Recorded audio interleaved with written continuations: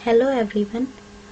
आज हम सीखेंगे कि आप अपने पासपोर्ट पे स्टैंप के लिए कैसे अप्लाई कर सकते हो। जैसे कि हम वीज़ा एक्सटेंड करवाते हैं, जैसे कि स्टडी परमिट एक्सटेंड कराते हैं, वर्क परमिट अप्लाई करते हैं, तो उसके बाद अगर इंडिया विजिट करना होता है या किसी और कंट्री में तो आपको स्टैंपिंग ज़रूरी है। तो उसके लिए कैसे अप्लाई करना है, आज स्टेप बाय स्टेप हम इसके बारे में सीखेंगे। So let's begin. हम स्टार्ट करते हैं। सबसे पहले आपको सीआईसी की वेबसाइट खोलनी है। वेबसाइट खोल के आपको अपने अकाउंट लॉगिन करना है, आपकी जीसीकी में लॉगिन करना है। अगर नहीं बना तो आप क्रिएट करें अपना अकाउंट। जब आपने लॉगिन कर लिया तो आपको यहाँ पे जाना है apply to come to Canada. जब यहाँ पे क्लिक करोगे तो please enter your personal reference code. हमारे पास नहीं है तो हम यहाँ पे करेंगे visitor visa study work permit. जो कुछ हम करेंगे, हमने स्टैंपिंग लगवानी है तो हम करेंगे विजिटर वीज़ा स्टडी और वर्क परमिट। तो इस लिंक पे क्लिक करके हमको फुल इंफॉर्मेशन जो है वो अपनी डालनी है, इंसर्ट करनी है। What would you like to do in Canada. हम अगर स्टडी ख़त्म हो गई है तो हमने वर्क परमिट पे हैं तो वर्क, एंड देन कितना टाइम आप रहना चाहते हो, more than 6 month.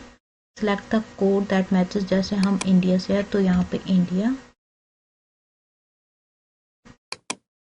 What is your current country of residence.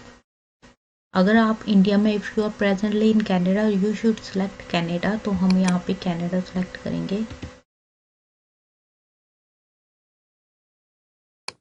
Next है, do you have family member who is Canadian citizen और permanent resident and is 18 years old.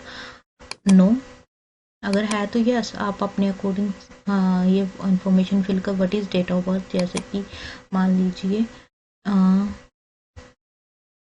96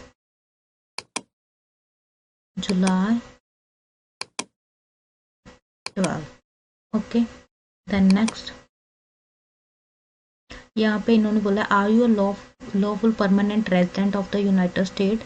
अगर आप यूनाइटेड स्टेट के परमानेंट रेजिडेंट हो तो यस, अदरवाइज नो। यहाँ पे no, and then next.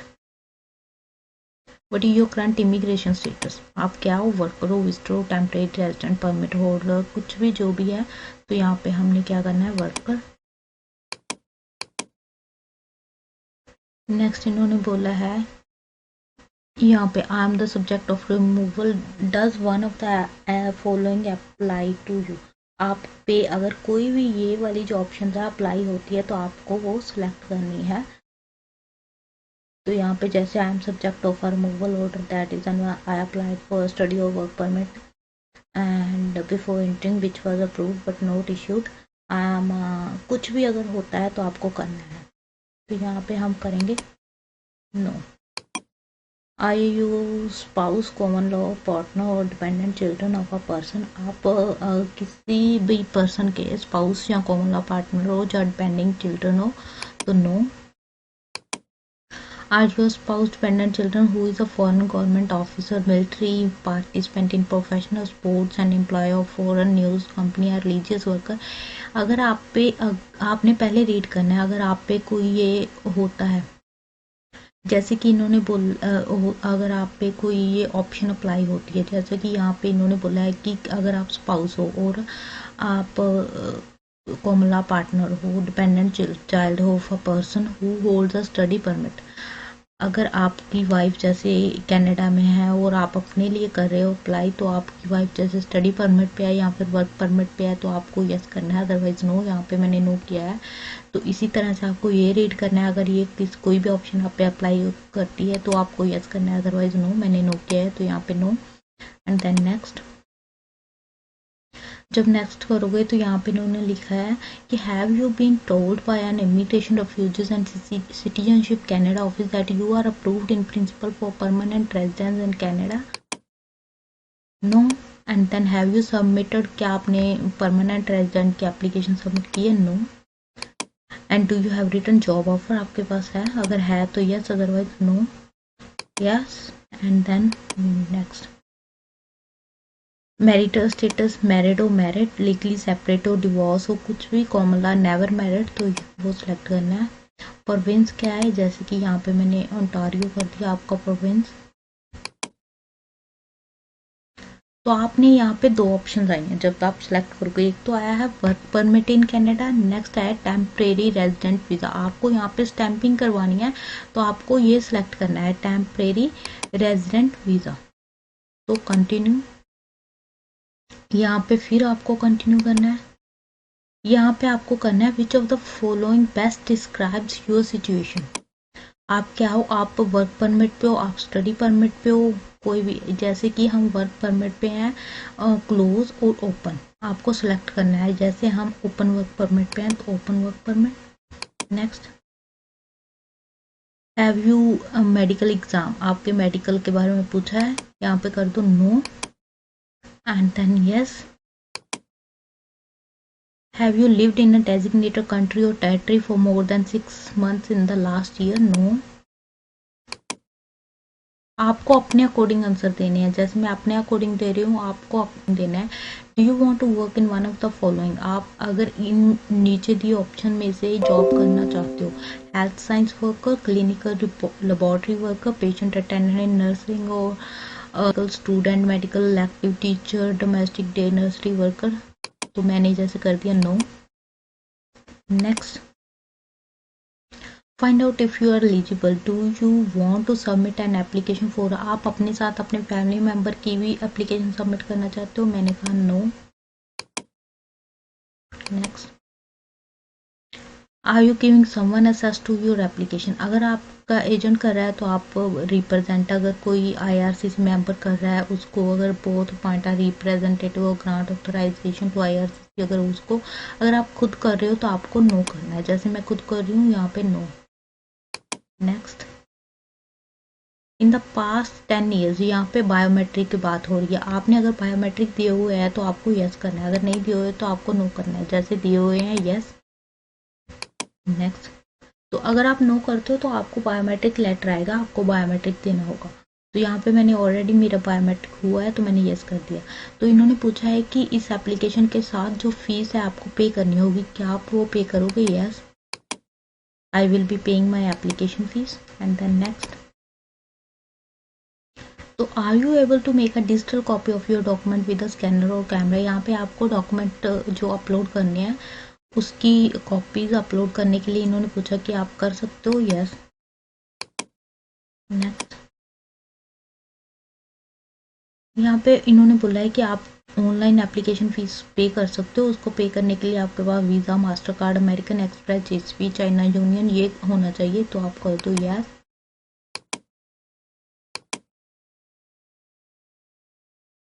तो उसके बाद हमें रिव्यू करने हैं, रिव्यू करके सारे आंसर देखने हैं कि हमने सही किया है या नहीं। अगर नहीं सही किया, कोई आपको लगता है कि मिस्टेक है, तो आपको यहाँ पे क्लिक करके एडिट भी कर सकते हो। जैसे कि हमने देखा कि अभी हमने सही किया है बिल्कुल, तो हम नीचे तक पूरा रिव्यू करेंगे। रिव्यू करने के बाद हमको कंटिन्यू करना है। कंटिन्यू करके इन्होंने बोला है कि use your account, save your application, upload your document. तो हमारा जो नेक्स्ट स्टेप है अपलोड योर डॉक्यूमेंट्स है, एंड देन लास्ट वाला होगा पे योर फीस। हमें कंटिन्यू करना है।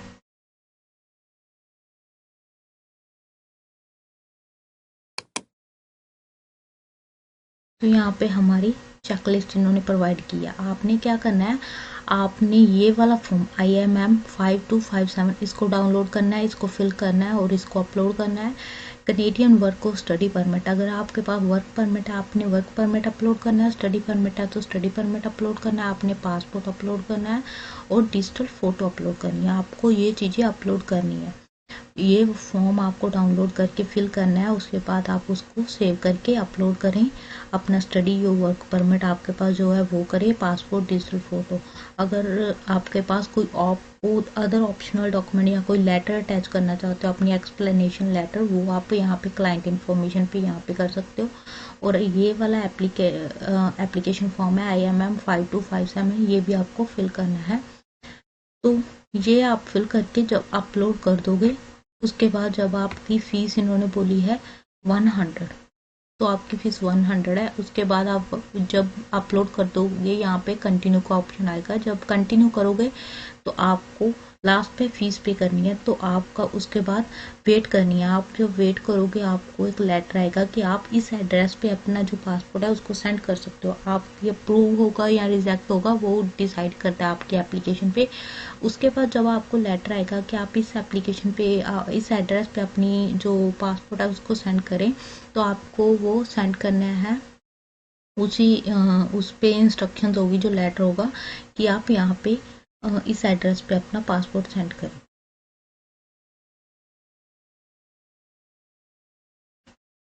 तो यहाँ पे ये अप्रूवल लेटर है। जब आपका अप्रूव हो जाएगा कि आप स्टैंपिंग के लिए अपना पासपोर्ट सेंड करें, तो आपको ये लेटर आएगा।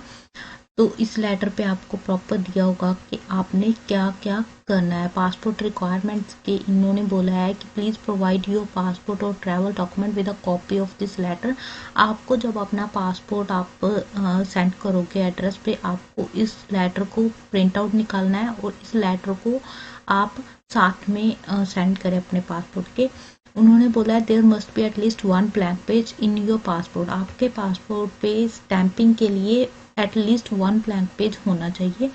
Your passport must be valid for the duration of the expected length of the stay in Canada. मतलब मीन्स ये है कि आपका पासपोर्ट एक्सपायर नहीं होना चाहिए। तो उन्होंने बोला है we can't issue visa beyond the expiry date. वो ये एक्सपायर नहीं होना चाहिए। आप जब तक कनाडा है तब तक के लिए वैलिड आपका पासपोर्ट होना चाहिए। उसके बाद इन्होंने बोला your passport must be received by immigration refugees and citizenship Canada within 30 days from the date of this letter. मान लीजिए आपको जो ये 1 मार्च को आपको ये लेटर मिला है, आपको उसके 30 डेज के अंदर अंदर आपको ये अपना पासपोर्ट है वो सेंड करना है। उसके बाद इन्होंने बोला failure to do so could result in the refusal of your application. Please ensure that a copy of this letter is included with your passport. अगर आप 30 डेज में अपना पासपोर्ट सेंड नहीं करते तो आपका जो ऑलरेडी एप्लीकेशन अप्रूव है वो रिजेक्ट हो जाएगी। तो आपको सेंड करना है। आपको इस लेटर को भी प्लीज इंश्योर, उन्होंने लिखा है please ensure that a copy of this letter is included with your passport. तो पासपोर्ट के साथ ये मस्ट है कि आपको जो लेटर आपका आएगा वो जरूर आप सेंड करें। उसके बाद कहाँ पे सेंड करना है, to find out where to send your passport visit our website. आपको कहाँ पे सेंड करना है पासपोर्ट, तो उस एड्रेस के लिए ये लिंक दिया है, आपको इस लिंक पे क्लिक करना है।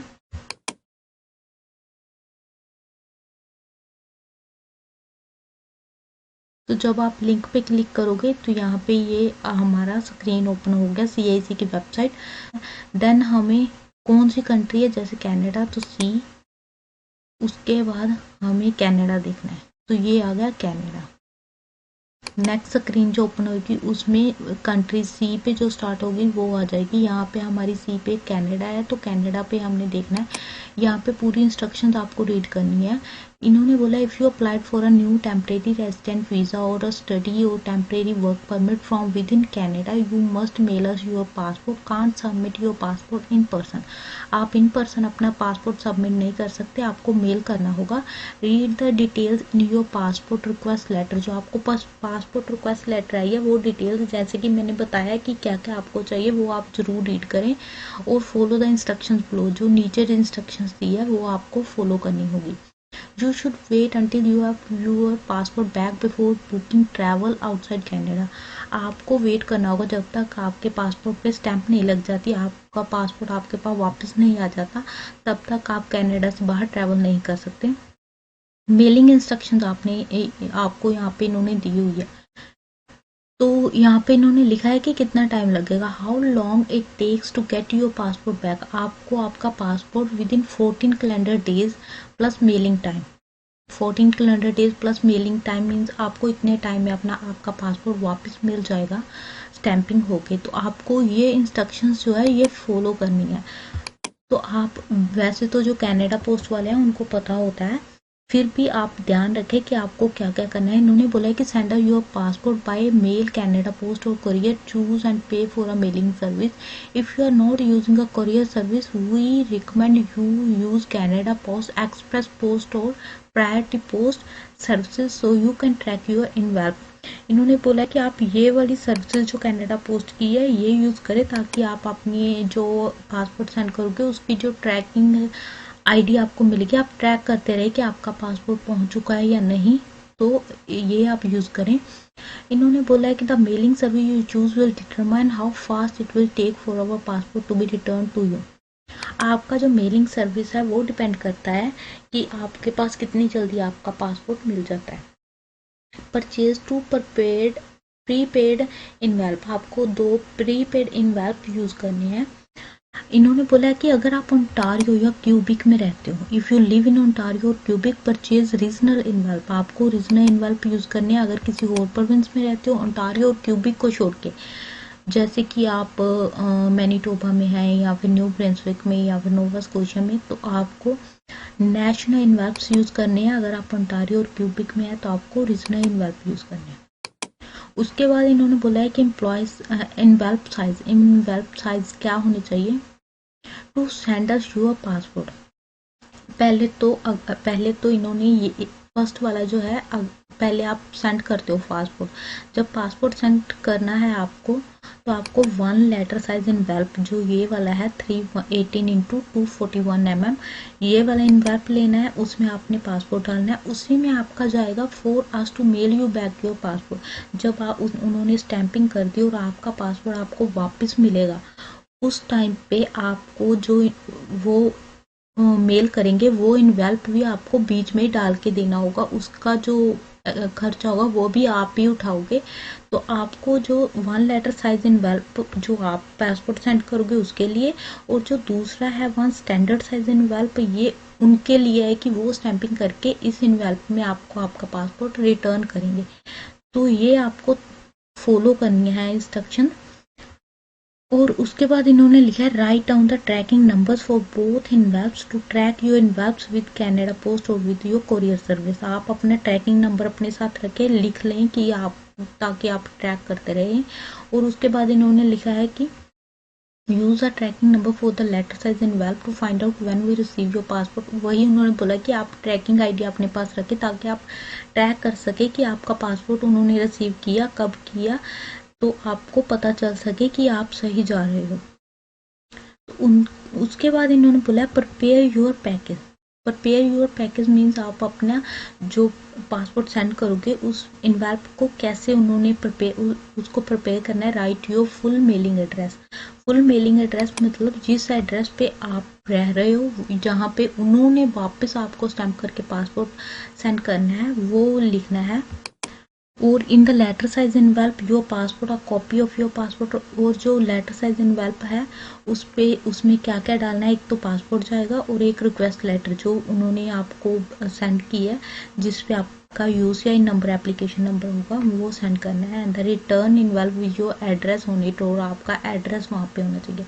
तो आपको कहाँ सेंड करना है, अगर आप कनाडा पोस्ट थ्रू कर रहे हो तो इन्होंने बोला है कनाडा पोस्ट थ्रू आप ये एड्रेस पे सेंड करोगे। अगर आप कोरियर सर्विस कर रहे हो तो कोरियर के लिए ये वाला जाएगा। तो यहाँ पे जैसे मैंने कनाडा पोस्ट किया था तो मैंने ये एड्रेस डाला था। तो वैसे तो कनाडा पोस्ट वालों को इंफॉर्मेशन होती है, वो आपकी हेल्प करेंगे, लेकिन फिर भी आप थोड़ा अलर्ट रहें, ये इंस्ट्रक्शंस प्रॉपर फॉलो करें, और ताकि कोई मीन्स बाद में कोई दिक्कत प्रॉब्लम ना हो और आपका पासपोर्ट आपको जल्दी मिल जाए।